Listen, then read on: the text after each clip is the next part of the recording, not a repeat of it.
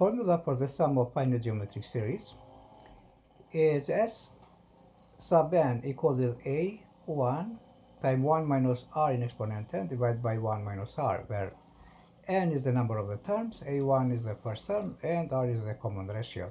And the formula for the sum of infinite geometric series is S is equal with A divided by 1 minus r.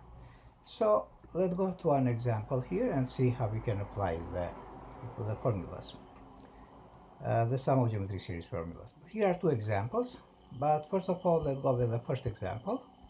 So the first example said that write the expanded form of the series, the sum n equal with 1 to 7, 3 times 2 over third n minus 1 in exponent n minus 1. And what is the sum?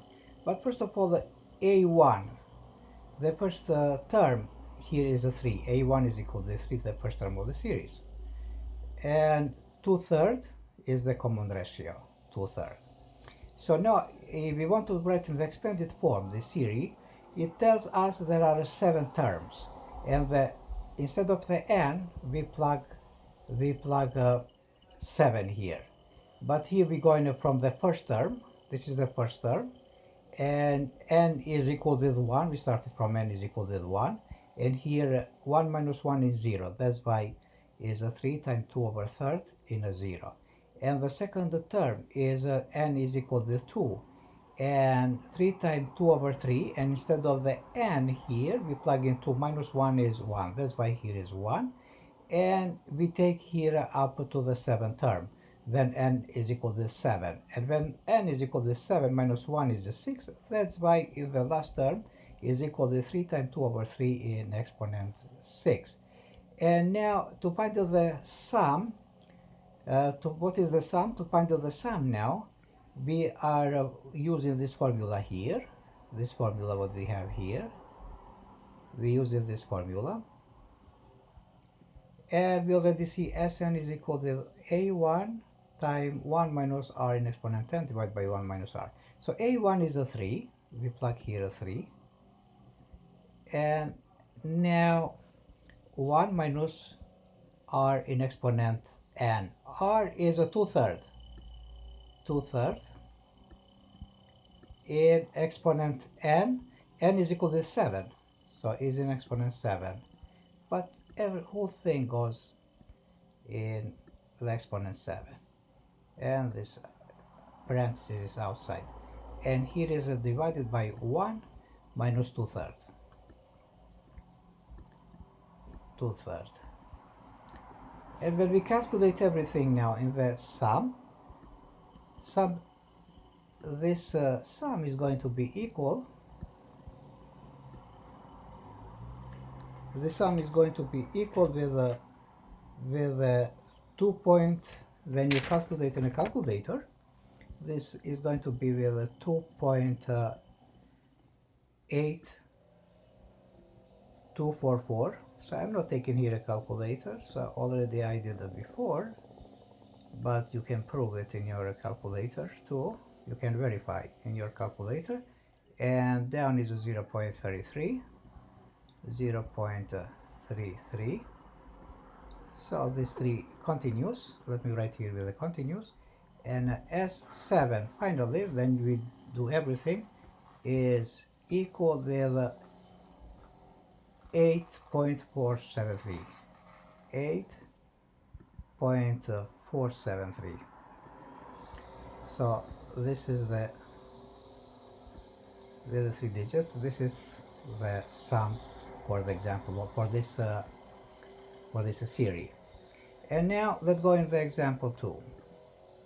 In example 2, write the expanded form of the series, that is n equal with 1 to 5, and 1 over 2 in exponent times 3 in exponent n minus 1.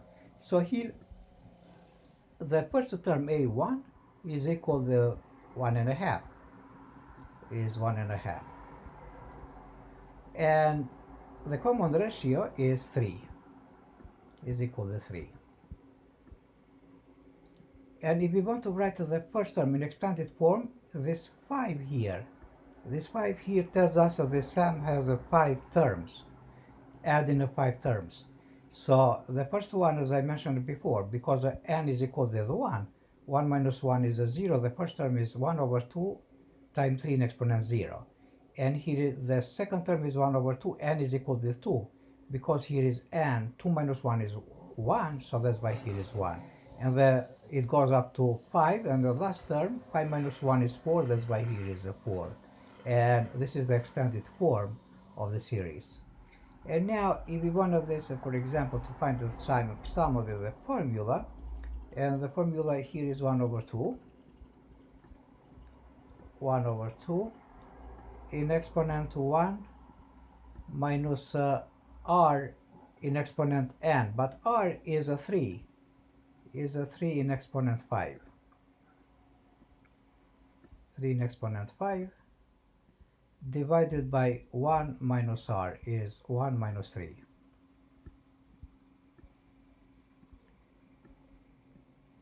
And when we do everything here, s in a 5 is going to be equal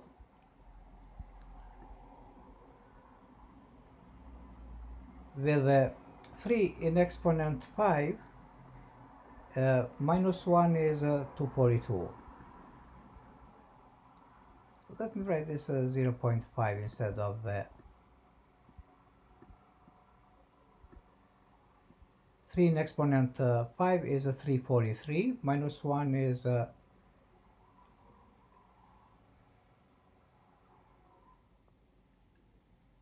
just let me take a calculator, so let me make it more clear what we are doing here in this case. 3 in exponent of 5, 243, minus 1 is equal with 242, but the sign is a minus here, so already I have here is a minus 242.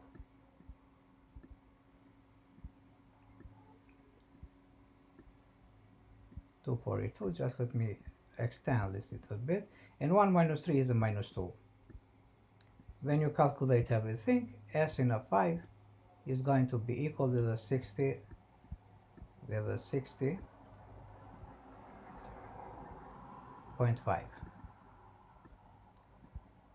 So that's how we can find and how we can apply the sum of the series, of the finite series. And those are finite because we already know this is the last term here is a finite term, and in example 1 was the same thing. That's why we are applying the finite sum of the series.